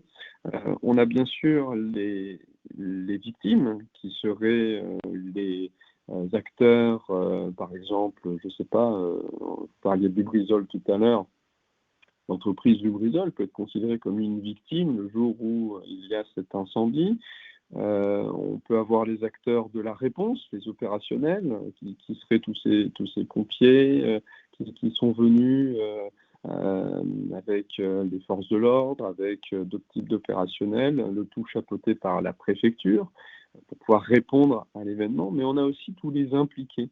Les impliqués, ça va être monsieur et madame X qui habitent dans la banlieue de Rouen et qui voient des boulettes, des gouttes noires dans leur jardin et voilà, et qui d'un seul coup deviennent acteurs parce que deviennent impliqués parce que ils comprennent pas ce qui se passe, ils font le lien avec la situation dont ils entendent parler, qu'ils voient, qu'ils observent et ils peuvent commencer à être une source de problèmes à gérer pour l'autorité régulatrice qui ici était la préfecture. Parce que quand on fait le point sur cette situation de Lubrizol, finalement l'événement en lui-même, l'événement accidentel en lui-même a été particulièrement bien géré. Quelques heures pour éteindre un feu d'une telle ampleur, c'est formidable d'un point de vue opérationnel. Et là, on ne peut que se féliciter d'un tel résultat. Aucun mort, aucun blessé, voilà, que des succès. une pollution maîtrisée autant que possible, et ainsi de suite. Et pourtant, on en parle encore aujourd'hui du Lubrizol.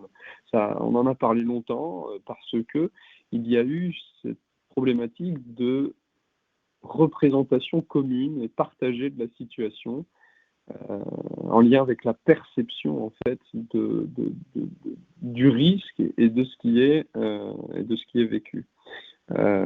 Quand tout à l'heure j'ai entendu dire que on se pose des questions pour savoir ce que ça voulait dire 50 mg par mètre cube, et que les élus ils ne savent pas forcément ce que ça veut dire, alors que l'expert lui sait ce que ça veut dire. Et bien, c'est exactement ça qu'on a vécu lors de l'événement du Lubrizol, quand la préfecture a annoncé que ce n'était pas toxique, et qu'il ne fallait pas s'inquiéter, alors que les habitants avaient la gorge qui piquait et voyaient des gouttes noires tomber dans leur jardin. Donc il y avait là une différence vraiment très importante entre la perception des choses qu'avait la population et là, je dirais, le résultat de l'expertise scientifique qui expliquait que à partir de tel niveau de concentration de polluants, a priori, on n'était pas encore, enfin, je veux dire, on n'avait pas encore atteint le seuil de concentration de polluants qui pouvait se classer dans la catégorie toxique. Cependant, pour la population, ça l'était. Ça l'était parce qu'ils avaient cette perception, ce ressenti.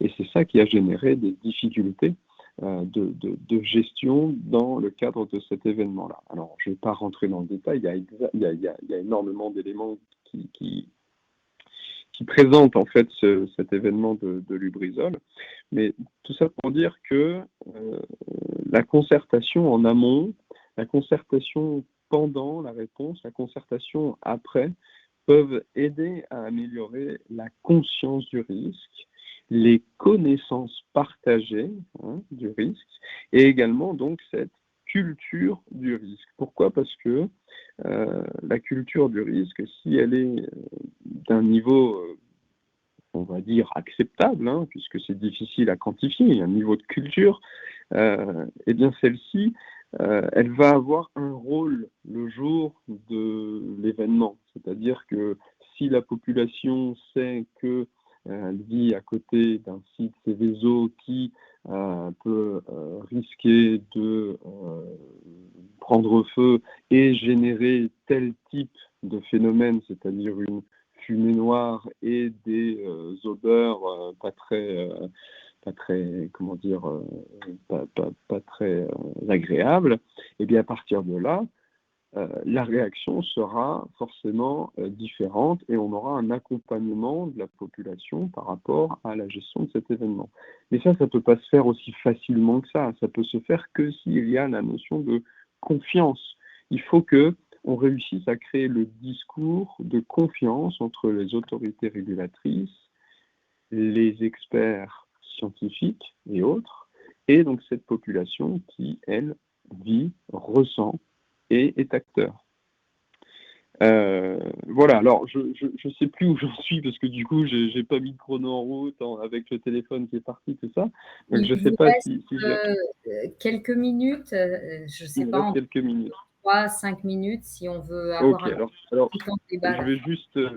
Je vais juste synthétiser, alors conclure, pour dire que, puisque vous aviez demandé trois avantages de la concertation, pour moi, les trois avantages de la concertation, c'est premièrement prendre conscience que tout le monde est acteur et se concerter tous ensemble, les riverains, les experts, les autorités régulatrices, afin de créer une perception, une représentation commune de la situation. Ça, c'est le premier avantage qui me semble important. Deuxième avantage, c'est que tout ça, ça va créer un sentiment de confiance. Voilà, je redis le mot confiance. Le mot confiance, il est important parce qu'il permet, le jour où il se passe quelque chose d'important et qu'il faut réagir rapidement, pourquoi pas des fois se laisser un petit peu guidé par ceux à qui on a donné ces missions de guide. Et enfin, le troisième avantage de la concertation, C'est pour moi cet avantage un petit peu supra qui est l'amélioration de la culture du risque et forcément derrière de la culture de la, alors je vais dire de la crise, mais j'aime pas trop dire tout le temps ça parce que c'est pas tout le temps la crise, mais plutôt la culture de la résolution de l'événement. Voilà. Merci beaucoup Clément de votre propos. Je suis un peu désolée des petits problèmes techniques, ça nous perturbe un petit peu au début des exposés, mais en tout cas, moi j'ai trouvé votre exposé très clair. J'aime beaucoup cette notion de conscience du risque. Je pense que c'est une chose qui manque à nos sociétés. On est des sociétés tellement protégées que finalement, quand le risque nous impacte, on a tendance déjà à se reposer sur les autorités, à pointer du doigt effectivement les coupables, souvent les industries ou autres. Bon, là, avec la Covid-19, on a eu un petit peu plus de mal à trouver un coupable. Mais oui, cette conscience du risque et la concertation tout au long du processus qui permet de développer cette confiance indispensable à ce que chacun trouve sa place et puisse agir de façon constructive finalement pendant ces différentes phases de crise. On l'a vu dans les différents gouvernements face à l'épidémie, la confiance citoyenne peut effectivement faciliter ou être un frein à la mise en place des mesures de gestion. Et donc, c'est une confiance qui se construit au fil de l'eau. Et vous avez bien utilisé ce terme que j'ai beaucoup aimé, de confiance réciproque, c'est-à-dire à la fois du citoyen dans ses institutions, dans les acteurs, et à l'inverse également des gouvernements vis-à-vis des citoyens qui sont à même de cheminer dans cette gestion de crise et de s'approprier finalement les mesures de protection. Donc, merci beaucoup Clément de votre développement. Je vais maintenant passer la parole à notre dernier intervenant, Monsieur Thierry Verdel. Merci beaucoup d'être avec nous. Vous êtes professeur à l'École des mines de Nancy et actuellement donc recteur de l'Université Senghor à Alexandrie en Égypte depuis 2017. Vous avez travaillé donc au département géo-ingénierie à l'École des mines, dont vous étiez le responsable sur les questions de gestion des risques naturels et industriels et sur la prévention des situations de crise. Vous avez notamment rédigé une habilitation à diriger les recherches sur les thèmes des risques et des incertitudes en géomécanique. Moi qui suis d'école d'ingénieur à Strasbourg, j'en ai beaucoup entendu parler de ces sujets sur la question de la stabilité des barrages. À Nancy, vous avez également développé le dispositif e-Crisis en tant que plateforme de simulation des situations de gestion de crise pour vos étudiants. Donc, on a parlé des formations. Monsieur Judek parlait aussi de ces étudiants. Et c'est vrai que c'est important de former les jeunes pour qu'ils s'acculturent à cette gestion de crise, mais aussi donc une plateforme qui est utile aux acteurs des collectivités ou des entreprises afin de les sensibiliser aux questions qu'ils se posent en situation de gestion de crise. Je voulais aussi faire part d'un site que j'ai trouvé très riche, je suis allée le consulter ce matin, qui présente l'ensemble de vos travaux et écrits qui sont très riches sur la question de la gestion des risques. J'en cite un, mais il y en a d'innombrables. Vous avez vraiment beaucoup produit et c'est important parce que le transfert de la connaissance et l'objet de ce congrès de la Société francophone santé-environnement est le même, c'est-à-dire de passer de la connaissance à l'action. Et on vous remercie ici, tous les experts, de nous faire passer justement ces connaissances à l'ensemble des parties prenantes de la gestion de crise. Donc, vous avez écrit en 2016 avec d'autres auteurs sur la prise en compte des incertitudes dans l'évaluation, de la durabilité des décisions de gestion des risques d'origine naturelle. Il s'agit d'une application aux inondations et donc c'est dans le contexte de l'ensemble des risques majeurs, de l'incertitude et des décisions. Afin de clore donc ce dernier atelier de ce congrès sur cette question de la gestion des incertitudes dans le processus de décision, puisque c'est permanent. On le voit actuellement avec l'évolution des mesures de gestion de crise et très récemment en France sur la prise de parole hier de notre ministre et donc le renforcement d'un certain nombre de mesures. Est-ce que vous pouvez nous donner 3 clés d'évolution récentes que vous constatez ou qui seraient à introduire finalement pour améliorer notre gestion des crises dans le domaine de la santé environnementale ? Je vous laisse la parole, Monsieur Verdel. Merci, bonsoir à tous. Merci encore pour l'invitation. Vous faites référence à l'instant à une communication assez technique à laquelle j'ai contribué, qui mobilise la simulation numérique, la logique floue, pour comprendre l'impact des incertitudes dans un processus de décision de gestion des risques, et qui cherchait à montrer comment certains choix stratégiques peuvent être remis en question du fait de l'existence des incertitudes. Vous m'interrogez sur les incertitudes, peut-être clarifier déjà ce qu'on entend par incertitude. Alors, il y a certainement de multiples définitions, j'en avais abordé quelques-unes dans mon habilitation notamment, mais pour très simplifier très schématiquement, on parle de risque quand on peut probabiliser les événements possibles, et on parle d'incertitude quand on ne peut pas les probabiliser. C'est dire que l'incertitude, c'est quelque chose de compliqué qui va au-delà, disons, de nos capacités de modélisation ou de simulation. Néanmoins, certains s'efforcent de trouver des moyens de les prendre en compte dans des simulations, dans des processus de décision, et il y a toute une communauté scientifique qui y travaille. Concernant les incertitudes en gestion des crises, je ne sais pas si on l'a cité pendant ces 2 journées, je n'ai pas pu assister à tous les échanges qui ont eu lieu, mais je voudrais renvoyer surtout à la notion de surprise. C'est Lagadec qui en parlait dans un des ouvrages récents. Dans les situations de crise, comme on le disait, l'incertitude règne en maître et elle expose les gestionnaires à la surprise permanente. Finalement, il y a des choses qui arrivent, on ne s'y attendait pas du tout, on n'y avait même pas pensé, c'est complètement nouveau, il faut savoir, il faut accepter, en quelque sorte, d'être surpris. Et c'est pas facile pour un gestionnaire qui était préparé, entraîné à affronter de telles situations. Je crois que c'est Jean-Cédric Hansen qui le disait tout à l'heure, et je reviendrai sur les 3 clés que vous m'avez demandé dans un instant. Je crois qu'il le disait dans son intervention, en gestion de crise, et encore l'appellation, et lui-même le disait aussi, n'est pas très appropriée.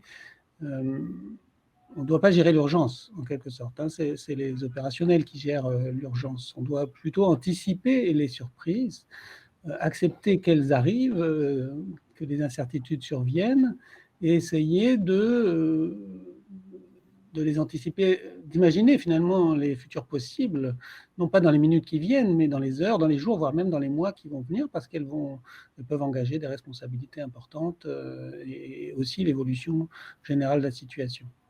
Bon, moi, j'ai un peu quitté le monde de la recherche là pour quelques années. Je suis passé en quelque sorte de l'autre côté de la barrière. Je dirige aujourd'hui une université internationale qui accueille ici à Alexandrie, en Égypte, des étudiants, des jeunes professionnels, je dirais plus que des étudiants qui viennent de toute l'Afrique francophone. Et j'ai été confronté à la crise de la Covid-19, mais du point de vue du responsable, je dirais, ou d'un décideur. Et j'ai pu constater, j'ai été confronté à ces situations qu'on n'avait pas imaginées. On entendait parler, il y avait des informations qui annonçaient un virus venu de Chine, etc. Les choses arrivaient tranquillement, et puis d'un seul coup, ou très rapidement, on ferme les frontières. Alors pour une université comme la nôtre, qui n'a pas de corps professoral permanent, qui fait venir tous ces professeurs de l'extérieur, qui viennent en mission d'1 semaine, jusqu'à une dizaine de professeurs par semaine, qui se déplacent, fermer les frontières, ça veut dire quasiment cesser toute activité. Et il faut réagir, improviser, et bon, je veux dire, on ne s'était pas préparé à ça.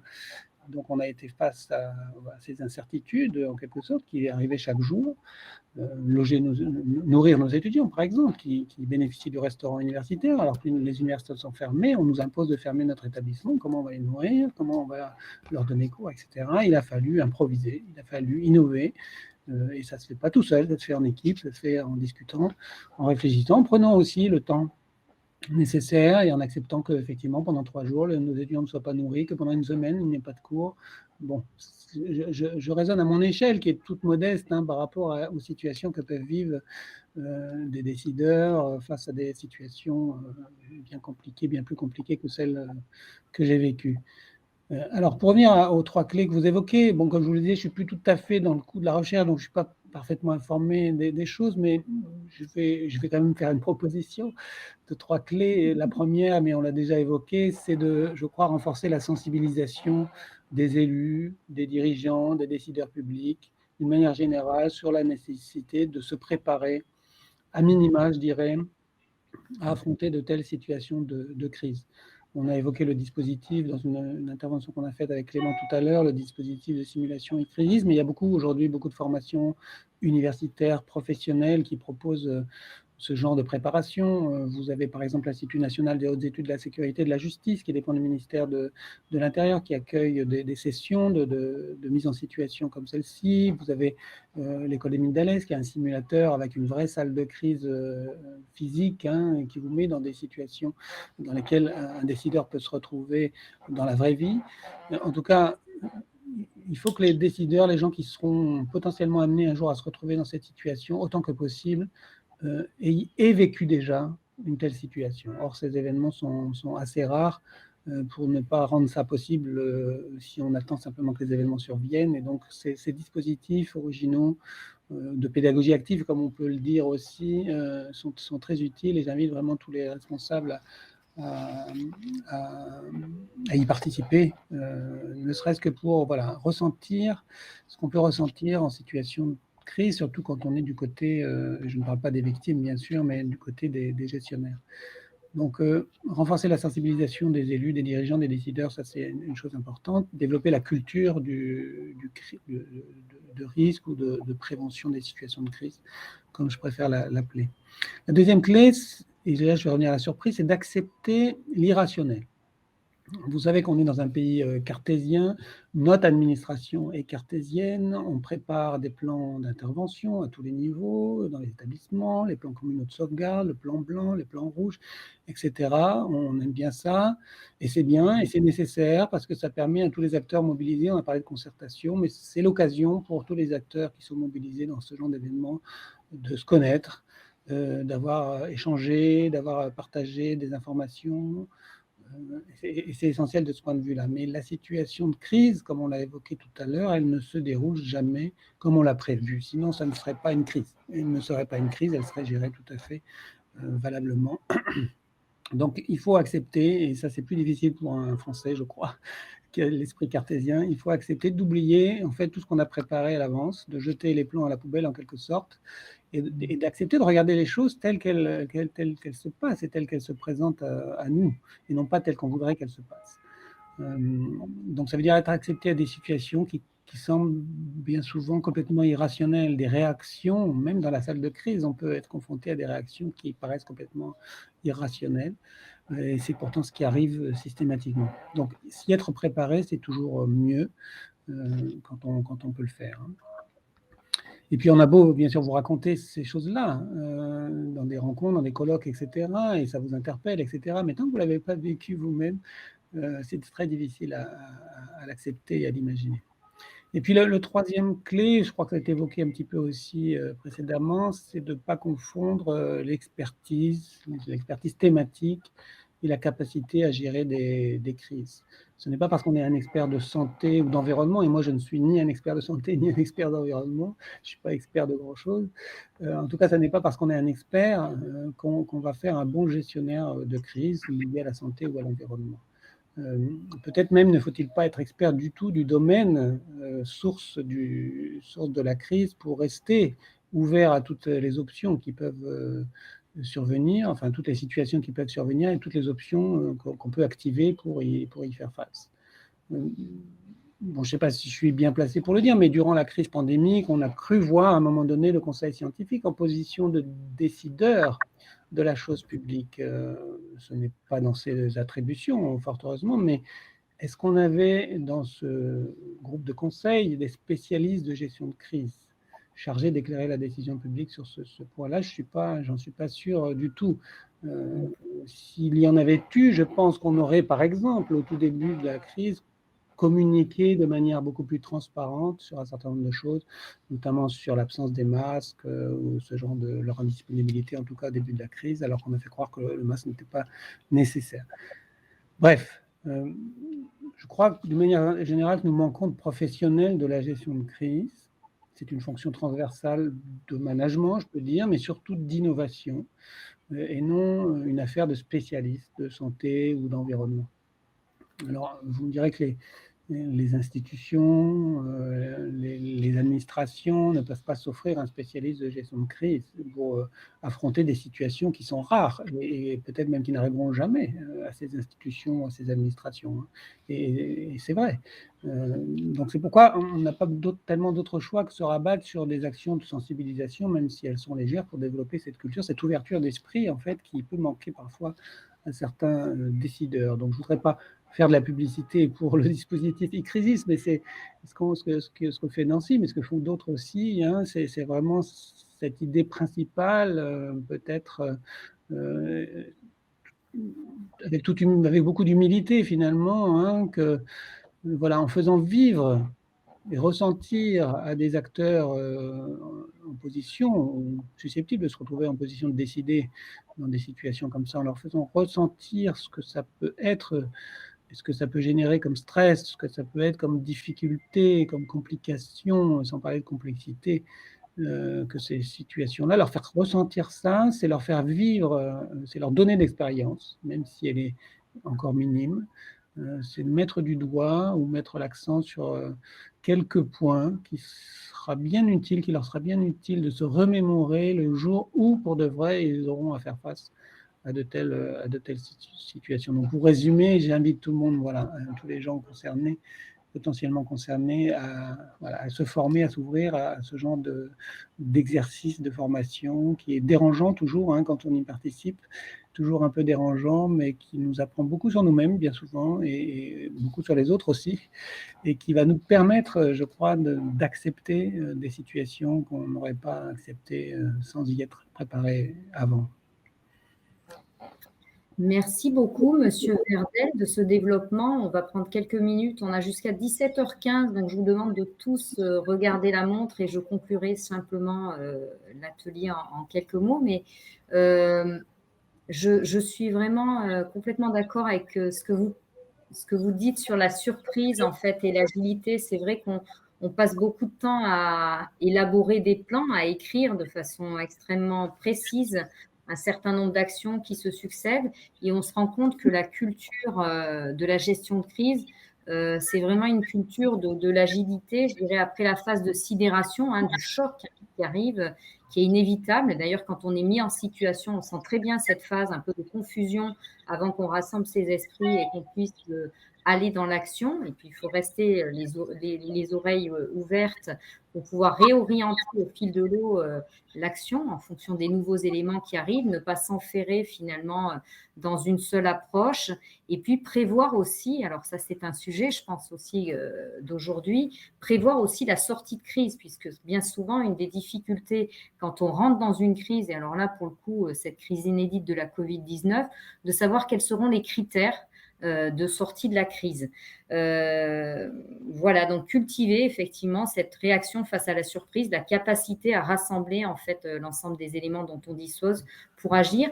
Vous parliez des professionnels de la gestion de crise. C'est vrai qu'on a une gestion de crise aujourd'hui, en tout cas en France, qui est faite par le ministère de la Santé. Hein, c'est totalement inédit, puisqu'en général, les gestions de crise sont vraiment pilotées du point de vue du ministère de l'Intérieur. Donc là, on a vraiment des gestions de crise un petit peu différentes qui se complètent et peut-être que le fait que c'est été décentré sur un ministère qui est plutôt de culture sanitaire a fait en fait qu'on a un management qui est vraiment complètement différent de celui qu'on a l'habitude d'avoir pour ce qui est du côté du ministère de l'Intérieur.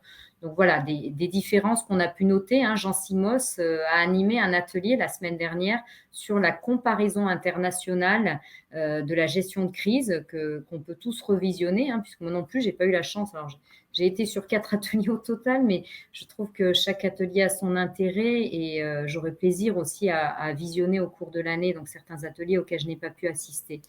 Je voulais vous proposer les uns et les autres en 1 ou 2 minutes chacun, mais alors vraiment au choix.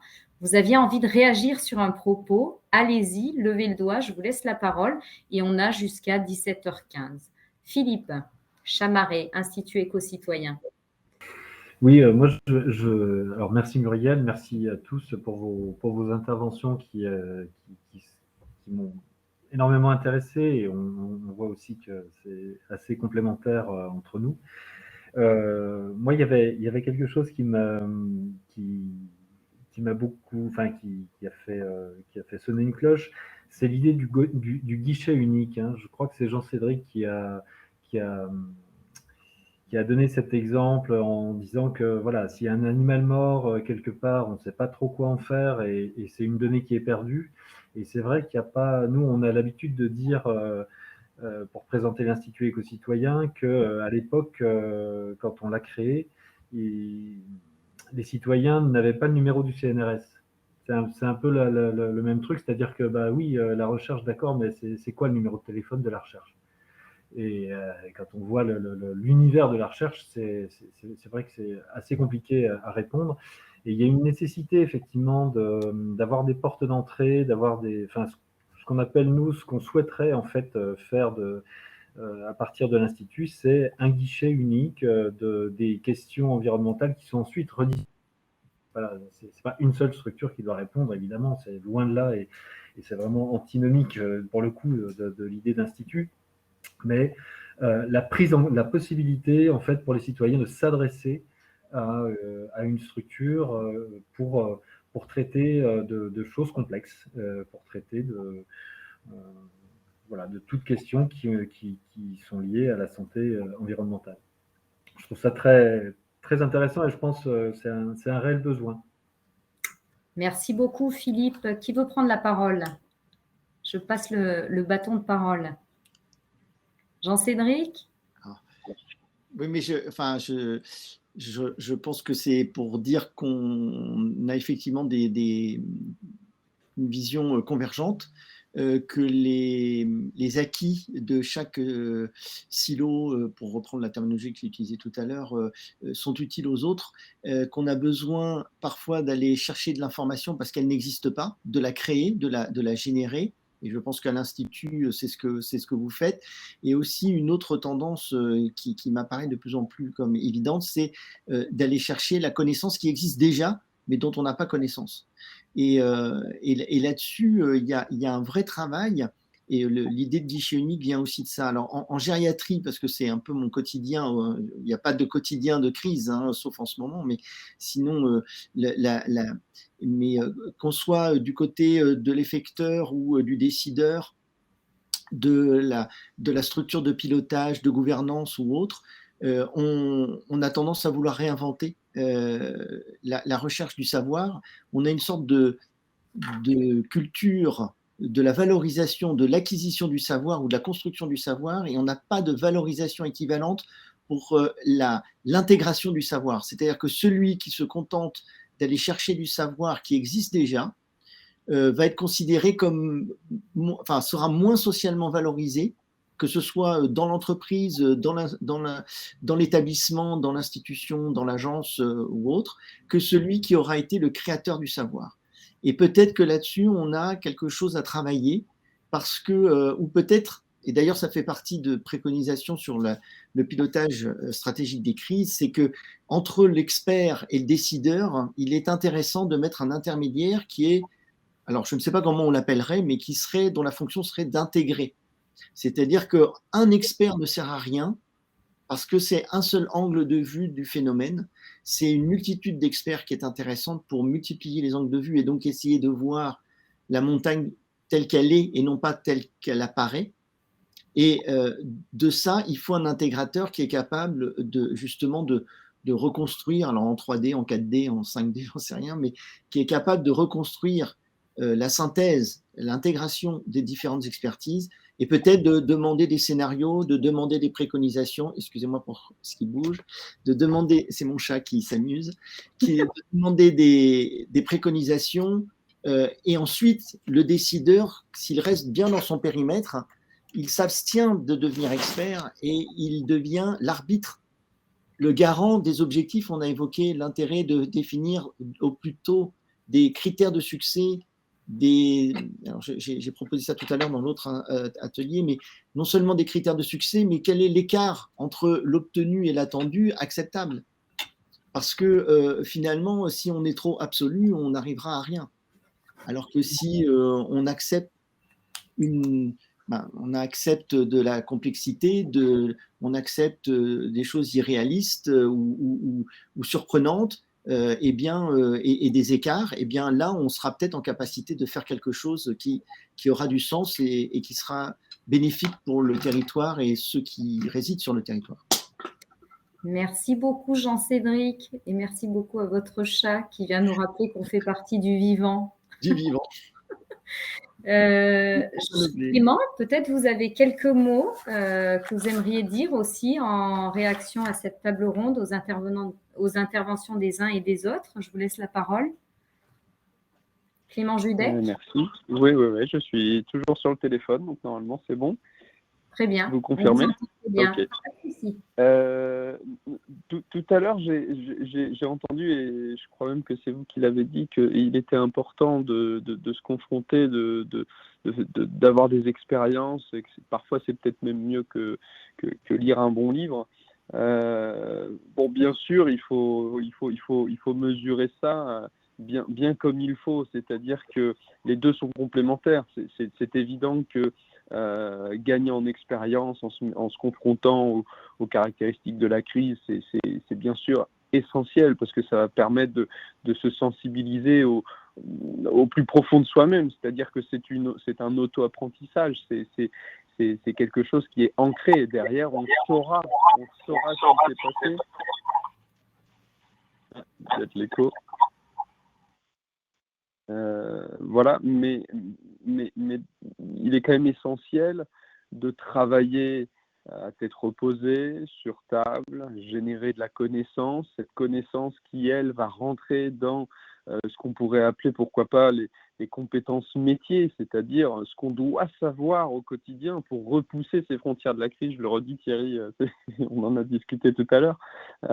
Voilà, donc juste en deux mots, garder cette complémentarité entre bien sûr tout ce qui doit être étudié pour améliorer les connaissances et tout ce qui doit être expérimenté pour acquérir les compétences, les soft skills, comme on dit en anglais, voilà, les compétences non techniques. Merci Clément donc, de ce complément, et du coup, je laisse la parole à Thierry pour nous dire quelques mots de réaction par rapport aux propos des uns et des autres, ou avoir quelques mots de conclusion, comme vous le souhaitez, Thierry. Merci. Je n'ai pas grand-chose à ajouter. Je rejoins ce que disait Jean-Cédric tout à l'heure sur la question de la valorisation de la connaissance plus importante que celle de la veille, en quelque sorte, la veille informationnelle, qui est une fonction, à mon avis, très importante, qui manque, en tout cas qui n'est pas suffisamment développée, je pense, dans les formations en France. Bon, les chercheurs font ça, mais c'est vrai qu'on aime bien réinventer souvent les choses. Exploitons déjà ce qui existe, et l'expérience qui peut être partagée avec d'autres, c'est déjà très utile. Non, moi je voudrais peut-être juste évoquer, mais bon, là aussi je pense que je dépasse mes capacités en évoquant ce sujet, mais on parlait de la sortie de crise tout à l'heure, j'ai évoqué quelque chose qui me paraît peut-être comme un effet pervers de la gestion de crise quand on est décideur, et quand on est le chef, entre guillemets, de la situation, on est en train de l'affronter, on y arrive à peu près, etc. Je crois qu'il y a, même s'il y a beaucoup de fatigue pour les gens qui sont dans cette situation-là, il y a aussi un effet de stimulation et une forme de satisfaction qu'on peut tirer à gérer une crise, et peut-être même à la maintenir en tant que crise. Bon, c'est juste un pavé lancé dans la mare, je dirais, qui peut peut-être permettre à des spécialistes de s'interroger sur cette question, mais je crois qu'on a pu voir, et même dans nos exercices de simulation, pour ceux qui avaient eu la satisfaction, ou l'impression en tout cas d'avoir bien fait les choses, d'en être fiers. Il n'y a pas de raison de ne pas en être fier, bien sûr, quand les choses sont confirmées comme telles, mais voilà, si ça pouvait continuer en quelque sorte, ça continuerait à me servir, à donner une bonne image de moi, je me sens fort, etc. Et ça, c'est peut-être un frein aussi. Enfin, je pense qu'il faut cultiver une certaine humilité, je pense, quand on est dans ce genre de situation. J'ai l'impression que les gens du conseil scientifique doivent être très fiers de faire partie du conseil scientifique, d'apporter leurs recommandations, etc. Et le jour où tout ça va s'arrêter et on n'entendra plus leur avis à la télévision, bah, il va y avoir comme une retombée d'adrénaline, voilà, peut-être qu'ils redoutent en quelque sorte. Hein. Bon, on est sorti peut-être un peu du sujet, mais... Non, je trouve ça intéressant. Peut-être réagir aussi là-dessus à mon tour et prendre part à la table ronde. J'ai trouvé ça intéressant, les comparaisons aussi. Alors, ça va un petit peu dans le sens de ce que vous dites, Thierry, je pense, entre une gestion traditionnelle de la crise, finalement, qui était, on parlait de la gestion ministère de l'Intérieur, très hiérarchique, très efficace, très verticale. Et on a vu émerger, en fait, au travers de leadership de gouvernement féminin, des formes de gestion de crise beaucoup plus transversales, qu'on appelle de nos voeux. D'ailleurs, quand on parle du One Health et du fait d'élargir la gestion de crise au-delà des spécialistes sanitaires à des spécialistes plus largement de la crise, de la santé animale, des écosystèmes. Donc, cette notion de transversalité et de gestion de crise plus inclusive de l'ensemble des parties prenantes, je pense que la clé est cette complémentarité des deux. C'est-à-dire qu'à la fois, on a besoin d'actions efficaces, rapides. Hein, en cas de gestion de crise, il faut réagir extrêmement rapidement. Et en même temps, il faut continuer à avoir une vision très élargie, à cultiver justement cette réaction en situation et l'intégration de nouveaux éléments pour arriver à orienter au fil de l'eau et à s'adapter à l'évolution de l'épidémie qui, j'espère, un jour va se terminer. J'espère qu'on va sortir de ça et qu'on va arriver justement à trouver les clés de la sortie de crise. Alors, c'est vrai qu'en gestion de crise, on crée toujours des instances. Hein, il existe en France le Haut Conseil de santé publique qui est tout à fait adapté et qui a d'ailleurs été énormément sollicité nuit et jour. Fabien Schinazi, qui fait partie de notre conseil d'administration et du bureau de la Société francophone santé-environnement, pourrait en parler des heures. Je pense que lui, il sera content quand ça s'arrêtera parce que ça a été extrêmement fatigant finalement de produire des éléments très précis dans des temps extrêmement contraints. Mais oui, bien sûr, la crise génère des organisations ad hoc très souvent et c'est compliqué de retourner à la normale. En tout cas, je vous remercie beaucoup de vos participations. Moi, je me suis régalée à animer cet atelier. J'aurai plaisir à vous retrouver, hein, puisque les travaux de la Société francophone santé-environnement ne s'arrêtent pas au congrès. Et c'est vrai que nous avons des sections de travail. Et je vous encourage, pour ceux qui ne l'ont pas fait, à adhérer si vous le pouvez, parce que ça fait partie du vivier que nous sollicitons dans le cadre de nos travaux. Et ça vous permet aussi d'avoir accès à l'ensemble des contenus. Un congrès, c'est court, même si celui de cette année a duré 15 jours. C'est court finalement pour restituer l'ensemble du matériau qui a été rassemblé autour de ce congrès. Donc, vous pouvez en profiter vraiment toute l'année. N'hésitez pas. Merci beaucoup à tous. Je vous souhaite une bonne soirée, un bon week-end. Et je vais laisser la parole à Elisabeth Nanzia, notre présidente, pour clore ce congrès 2021. Au revoir. Merci, Muriel. Au revoir. Merci.